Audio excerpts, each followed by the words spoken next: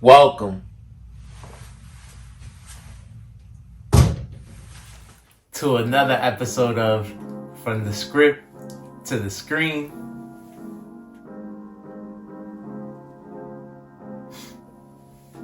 The Spy Family edition. It's a celebration today because like the rest of the world, I finally caught up and currently on season 2. Like I told you guys before, this is the catch-up edition. And so I've been catching up by volume. And volume 7 it finally starts off season 2.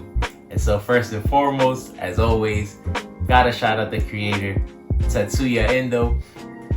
And gotta give a shout out to the studios, Clover Works, with Wit Studios. And shout out to Wit Studios. I'm also a One Piece fan.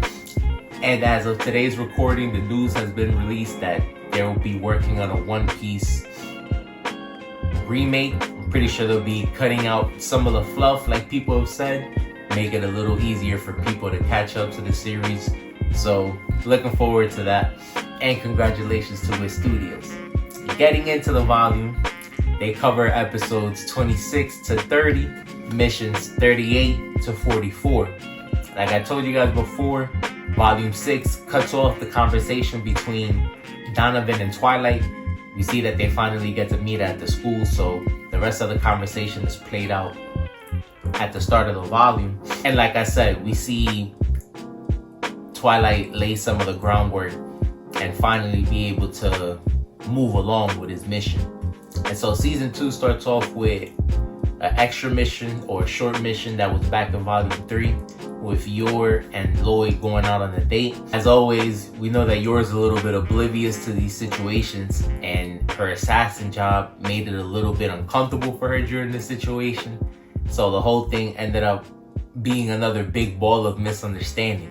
Again, since the family is hiding things from each other, when a situation occurs, then they can't necessarily just come out and say the truth. They have to work their way around things, and it ends up being a misunderstanding from the other person's perspective. So it's always funny. And just a funny volume overall. This volume incorporates more of the kids, since, like I said, the school does play a big part of the story.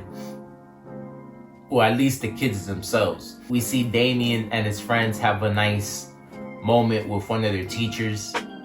And I do enjoy some of these moments because even though they make his father seem somewhat of a terror to the community, they do show these scenes that humanize the second son, like Anya likes to call him.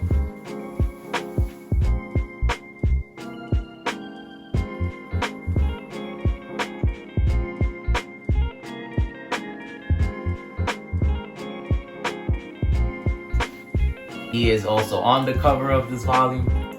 Like I said, it was a nice episode. I've always wanted to see this panel illustrated because I'm pretty sure it's a nice sight to see open skies, reflection of the stars in the lake. So it was a pleasant view for myself as well as the kids. And like I said, just showing more of the human side to the kids. We know that some of these children are well off, and so they might appear to be a little snotty, but again, they're just kids. And they are making us have a little soft side for them. It was also funny to see the kids supposedly go crazy about this mystery tree that they thought would be able to grant them instant wisdom.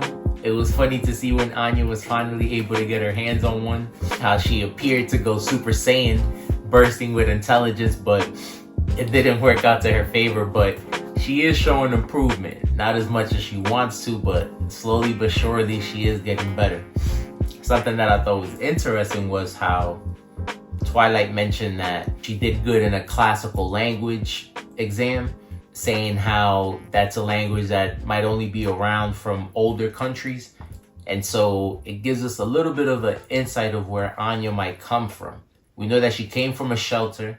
Don't really know if she was abandoned per se, because this is wartime, so she could have just been an orphan due to that. But we don't know where she comes from, so it's nice to get a little bit of hope, you know, something to keep in the back of your mind. But like I said, overall funny volume. Something that I enjoyed seeing also was them showing how smart Bond is. We know that everybody tries to avoid Yor's meals since he doesn't have skill in the cooking department. And we see that he went through extreme lengths to try to avoid eating some of her cooking. So it was fun to see Bond and Twilight perform a mission together.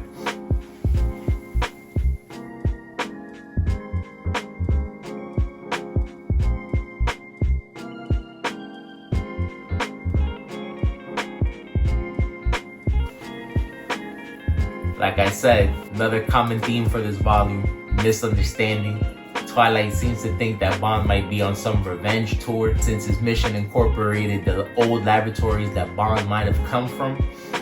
But like I said, he's just trying to help Twilight get home faster since we know that he's the person that has talent in the cooking department. But it was funny to see more of Bond because we do know that he's been helping people with their missions since he joined the family, so it was just cool to see one of the adults have witnessed the Bond in action. I also wanted to show you how Yor's brother played a little part in this volume. A lot of material in these episodes since it did cover 4, so a lot did go on, but we did see Yori in action. He was surveilling a person of interest believed to have been, I guess you could say, fueling the flames of war, selling propaganda and things like that to the people, trying to stir up emotion.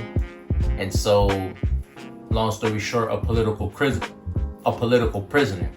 But we do see just how tenacious and how tedious Yori is when it comes to his job, how much he's willing to go through for the sake of the country and his sister. So it was cool to see it was also cool to see the other person that, again, Twilight has to deal with. Forget the fact that he's a spy, just the fact that he's supposedly married to Yor makes him already annoys Yori anyway. So we know that he's somebody that he has to watch out for. But last and not least, what leads us into the big part of this season is the mission that's given to Yor. We already got a little bit of in this volume, Frankie also mentions the assassin group Garden, who's supposed to be a type of shadow organization doing the work for these people that are calling the shots. And so Frankie mentions just how much of a terror and just how special these people are. And since we've seen Yor perform amazing feats already, we can only imagine how the rest of these people are, since Yor is pretty young herself. So again, like I always say, I'm a fan of Tatsuya Endo for his espionage. Even though on the surface it's a family-friendly manga, the underbelly is still spy, war, and espionage, so I still enjoy it. So it's fun to know that that's always lurking in the background. And so we finally meet some other people from Yor's organization.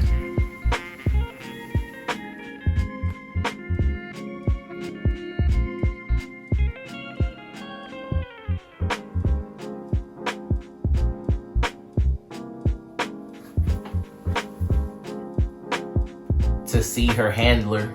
It was crazy to finally see her handler because it's not what I expected. It reminds me of the movie The Town, based from Boston, because the leader of these killers is just a cool, calm, and collected old person just tending to their garden. So it was crazy similarities. And again, just slowly walking us into that darker part of the story. But even though episode 30 actually goes into them joining the cruise, hopping onto the cruise and meeting more of the people that are going to partake in this operation, volume 7 ends with the family approaching the yacht. So we'll get into the rest of it with volume 8. But like I said, glad to finally be on season 2. Love what they've done so far. Let me know what you guys think about the season, how you think this cruise operation is gonna play out, and we out. See y'all next time.